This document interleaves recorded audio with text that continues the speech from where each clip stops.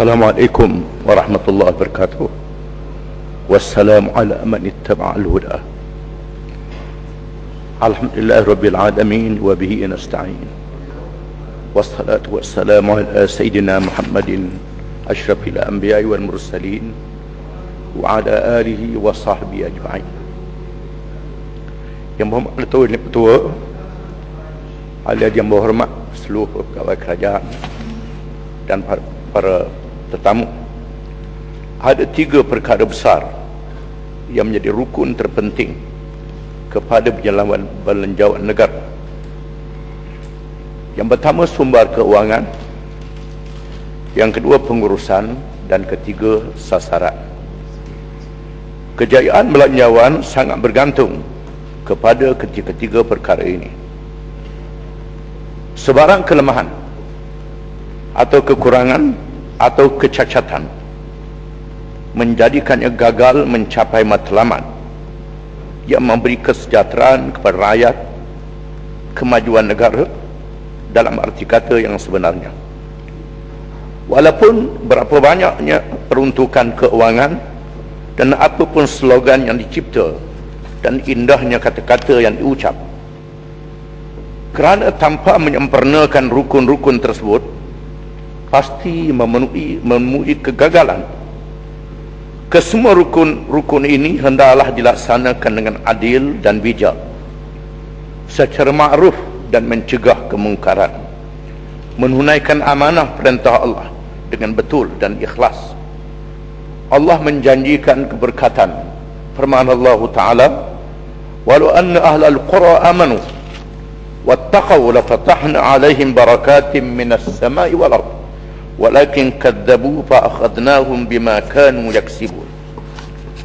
Yang bermaksud, dan kalau sekiranya penduduk negeri itu beriman dan bertakwa, nescaya kami bukakan untuk mereka keberkatan dari langit dan bumi, tetapi mereka membohongi, lalu kami bertindak ke atas mereka dengan sebab apa yang telah mereka usahakan. Perkataan berkat hanya berada dalam istilah ekonomi dan keuangan Islam, bermaksud memberi faedah dunia dan akhirat. Kata ini cukup bermakna setelah kita menyaksikan dan merasai tanda-tanda awal kemusnahan yang menimpa manusia terkini. Tampiahnya juga dirasai di sini. Kita semua menerima Islam menjadi agama persekutuan, termaktub dalam perlembagaan dan hak kepada penganut agama lain dengan adil. Kerajaan wajib membebaskan pemikiran sempit yang membelenggukan pelaksanaan Islam secara menyeluruh dan melaksanakan Islam secara agak dan terpilih, bukannya secara pengabdian diri kepada Allah. Saya ingin mengemukakan dasar dan konsep Islam dalam belanjawan negara bagi mengisi ketiga rukun belanjawan tersebut. Saya yakin dan percaya perbezaan agama, bangsa dan politik tidak menghalang sedikit pun pelaksanaannya, sekiranya dipahami dan dilaksanakan dengan adil yang menjadi anutan semua manusia berbagai bangsa dan berbagai agama. Yang pertama, sumber keuangan. Islam mewajibkan sumber yang halal dan diambil dengan cara yang adil. Dalam perbezaan perkara halal, Islam melarang paksaan terhadap penganut agama lain mengambil dan memanfaatkan sumber yang diizin oleh agama masing-masing mengikut kepercayaan mereka, dengan syarat meletakkan sumber itu ke dalam simpanan khas bagi mereka dan untuk mereka, dan tidak disasarkan kepada penganut Islam. Dalam mengendalikan urusan ini, pihak kerajaan masih tidak istiqamah dengan tidak melakukan pengasingan ini. Kerajaan negeri di bawah PAS diberi arahan supaya melaksanakan perkara ini, dan saya percaya akan diikuti oleh rakan Pakatan Rakyat. Sumber judi, arak dan riba yang haram dengan nyata masih lagi bergelomang bersama sumber keuangan negara, bahkan dianggap terpenting. Begitulah kenyataan pemimpin-pemimpin yang mengaku menganut Islam.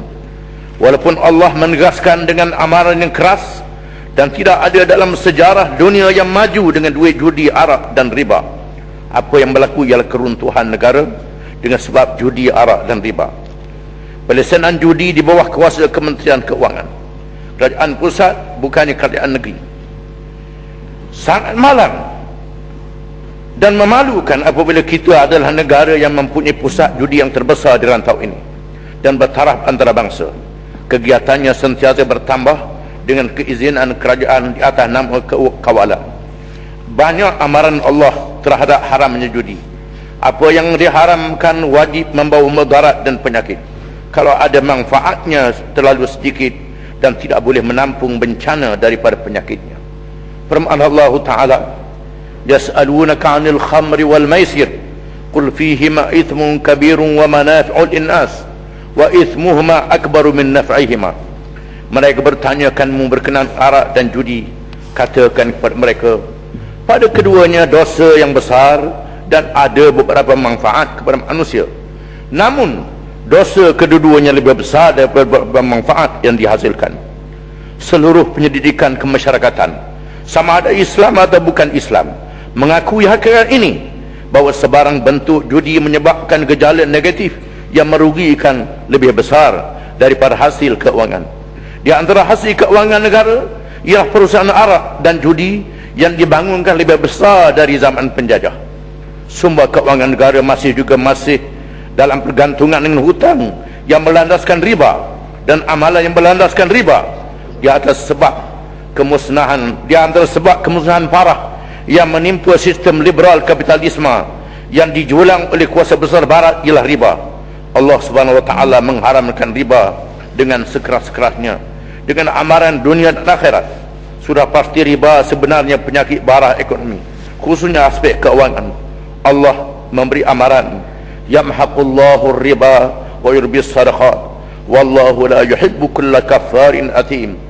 Yang bermaksud Allah menghapuskan berkat dan kebaikan daripada riba dan memberi keuntungan kepada segala sedekah yang bersifat bertolong-menolong, dan Allah tidak mengasihi setiap keingkaran dan dosa. Allah juga memberi amaran yang keras terhadap mereka yang melakukan amalan riba. Ya ayyuhalladzina amanu taqullaha wa daru ma baqiya minar riba in kuntum mu'minin fa in lam taf'alu fa'dhanu biharbin minallahi wa rasulih wa in tubtum falakum ru'usu amwalikum la tazlimuna wa la tuzlamun. Yang bermaksud, wahai orang-orang yang beriman, bertakwalah kepada Allah dengan mematuhi segala perintahnya dan meninggalkan larangannya, dan tinggallah saki-baki riba. Sekiranya kamu benar-benar menjadi orang-orang yang beriman, maka jika kamu tidak melakukannya dengan menunaikan perintah Allah yang mengharamkan riba itu, bermakna kamu mengizinkan Allah dan Rasulnya mengisytiharkan perang terhadap kamu. Dan jika sekiranya kamu bertaubat, maka itu untuk kamu ialah modal harta kamu yang sebenar, dalam keadaan kamu tidak menzalimi dan dizalimi. Walaupun muamalat Islam dikembangkan dalam bidang perbankan dengan berbagai aktiviti dengan jumlah keuangan yang besar dan menerima pelaburan asing, tetapi kemungkaran riba tidak dicegah dengan bersungguh, menyebabkan hasil keuangan yang tidak sesama dengan tepat. Sumber keuangan juga diambil melalui cara zalim terhadap rakyat dan negeri. Kami tetap menegaskan bahawa merampah royalti petroleum daripada negeri Terengganu dan menafikan hak Kelantan adalah satu kezaliman yang haram. Termasuklah peruntukan dan pengurusan hasil kekayaan di Sabah dan Sarawak masih tidak dapat menyelesaikan kemudahan asas setelah berlalu kemerdekaan setengah abad. Mengikut sistem federalisme dalam Islam, kita tidak boleh memunggah hasil mana-mana negeri di bawah jajahan takluk selagi kita tidak menyelesaikan masalah negeri yang menghasilkan sumber itu. Termasuk juga cukai-cukai dan denda yang tidak berpatutan membebankan rakyat miskin yang berada di seluruh negara.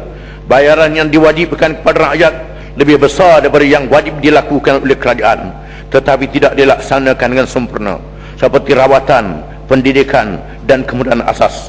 Kerajaan menjadikan perkara-perkara tersebut salah satu daripada sumber keuangan negara yang dibebankan kepada rakyat.